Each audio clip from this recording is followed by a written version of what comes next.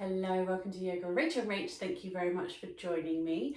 And we have a full moon coming up on Wednesday next week. So this video is going up on the, let me have a look, the 20th.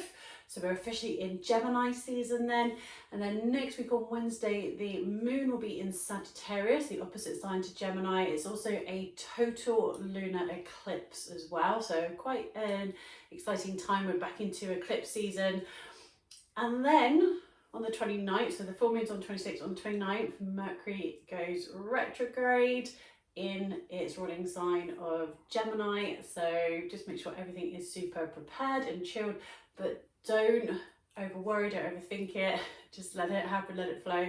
We're going to be in retrograde and Mercury is going to be retrograde until the 22nd of June. So it could feel like a long stint, and as this goes up, Mercury has gone into that shadow period of moving into its retrograde course. So little heads up. Also, before I start, I want to say thank you very much for the subscribers. We are over 400 on this channel now. That means a lot. Thank you very much.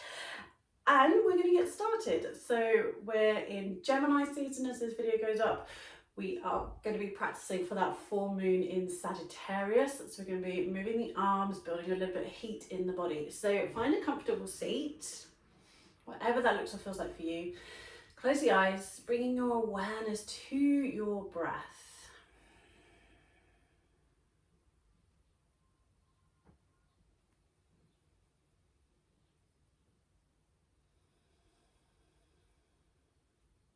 And you might be inhaling through the nose, exhaling out of the nose or the mouth. Just awareness with your breath. No forcing, no controlling. Just checking in. Do you feel the breath more into the upper torso, or do you feel that moving down into the belly?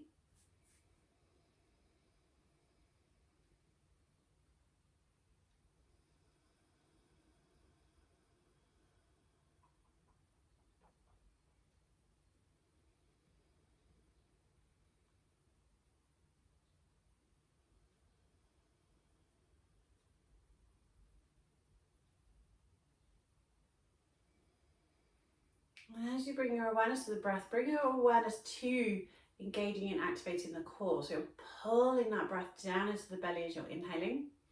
Belly is expanding. As you exhale, draw the belly in. So you're really utilizing all those muscles in your core, the diaphragm, as you help to push the breath back out again. Inhaling, draw the breath down into the belly, let the belly relax and expand. Exhale, draw the belly in.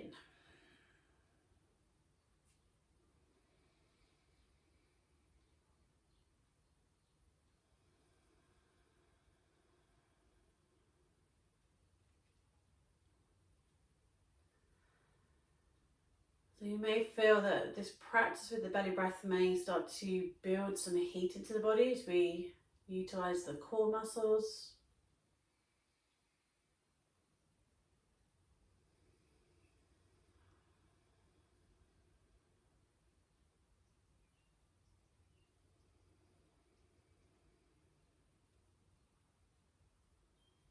And try to keep this awareness of your breath throughout your practice with me today. We are going to check in with downward dog.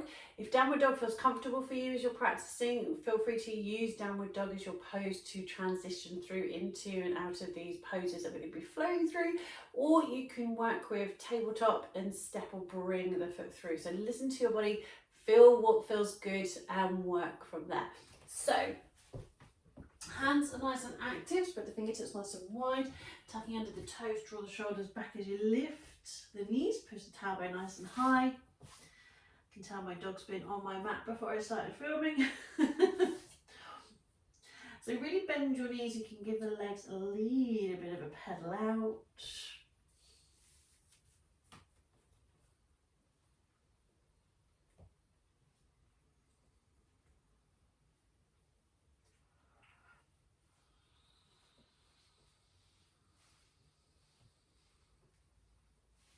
And if downward dog doesn't feel too good, if that feels a little bit too dynamic, then we can work with tabletop. You might be here for a few cat cows. You might even move into some cat cows if that feels nice anyway, just releasing the neck, the shoulders, the lower back.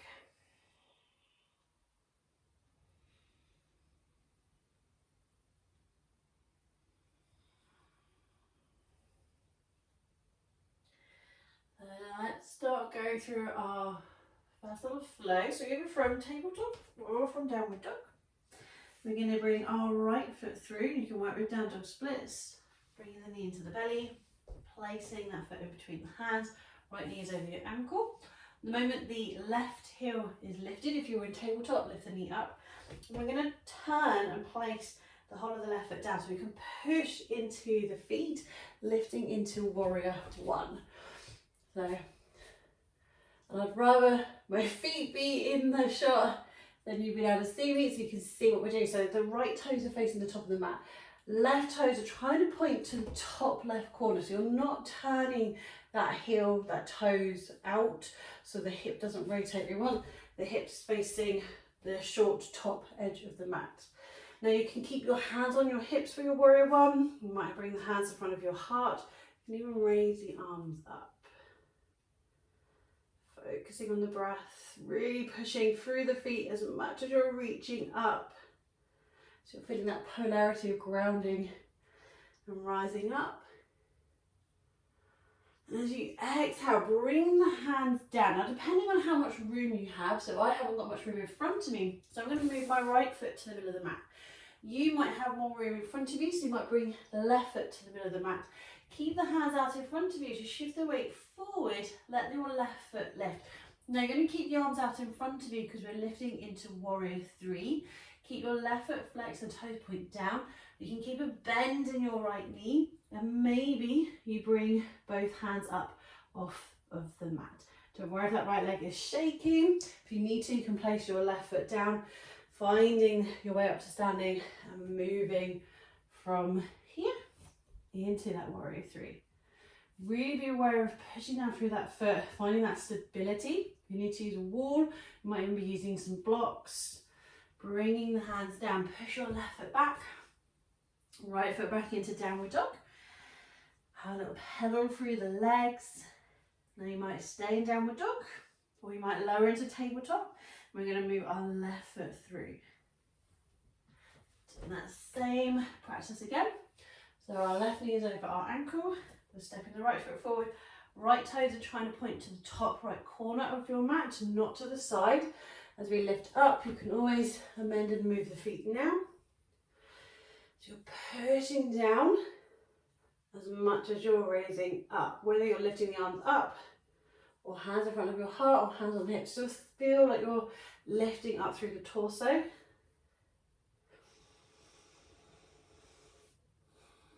So Gemini rules the arms, Sagittarius rules the hips.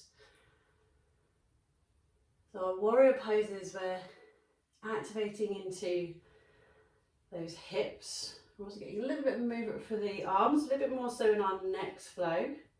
So let's start to find our warrior three. So remember, you can shorten your stance, so you can bring one foot into the middle of the mat, whether that's the top foot or the back foot.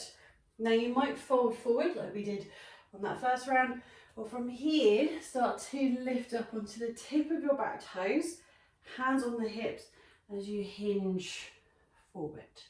So there's lots of ways that you can work with moving into your warrior three. You can still really bend your left knee. If you need to bring the back foot down whenever you need to, go for it. Don't force yourself to stay here for too long.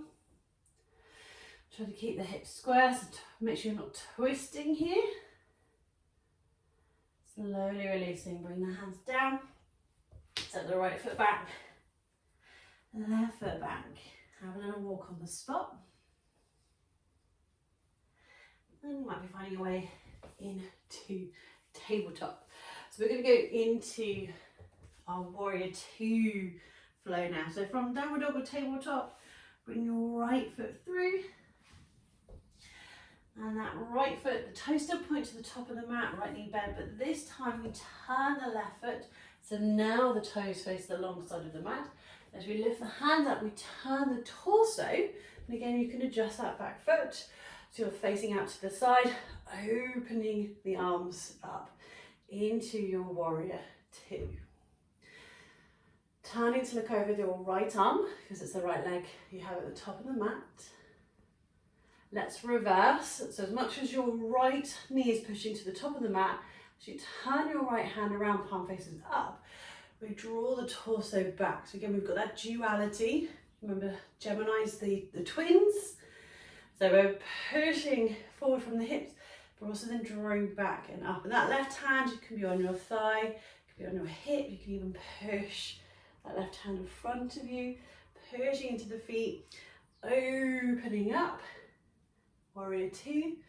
And let's find our side angle, right forearm onto the right thigh, left arm up and over, or again, hand can be on the shoulder or the hip, but spinning around. So make sure you're not collapsing down, open the torso up.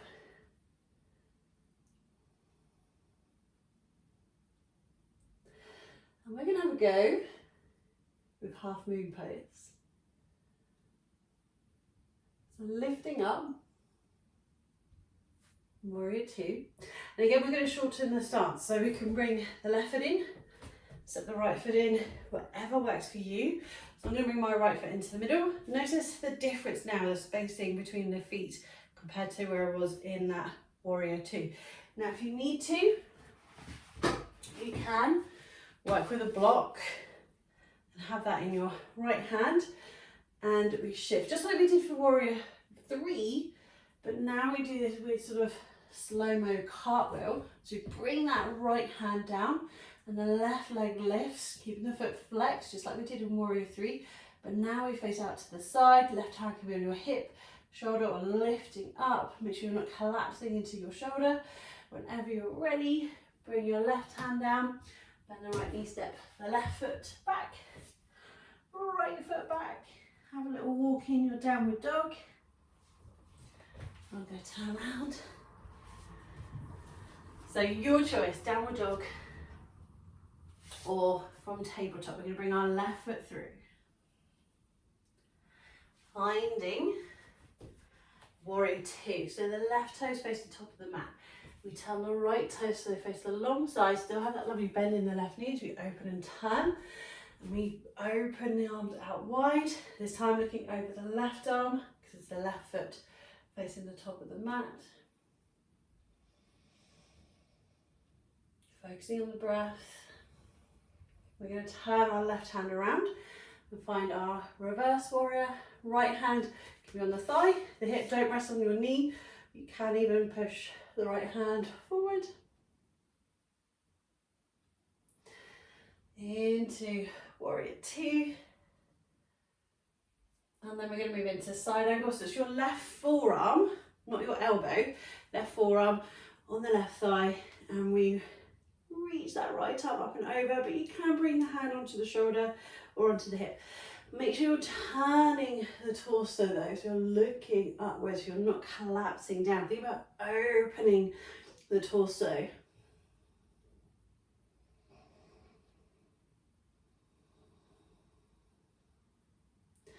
Into warrior two.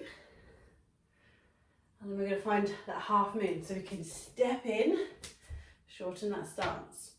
Opening the arms up. You can do this with or without a block, so we can slowly bring the left hand down as that right foot lifts.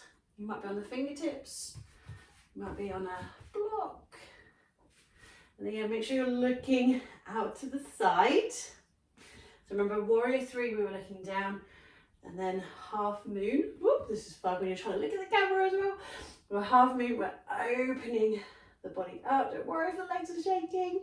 When you're ready, bring that right arm down, step the right foot back, left foot back, a little bit of downward dog. Just pedaling through the legs, finding that release. Tabletop, and drawing into child's pose. Focusing on the breath.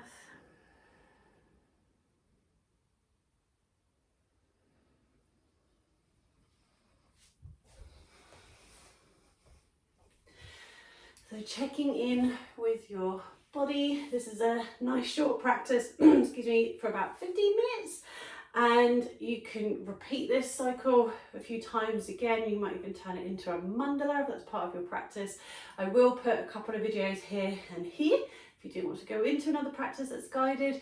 If you haven't already, do click the subscribe button here. If you have already subscribed, thank you very much. Let me know in the comments how you're getting on with your practices for new moon and full moon. And I shall see you in a couple of weeks for our new moon in Gemini practice. Thank you very much. Namaste.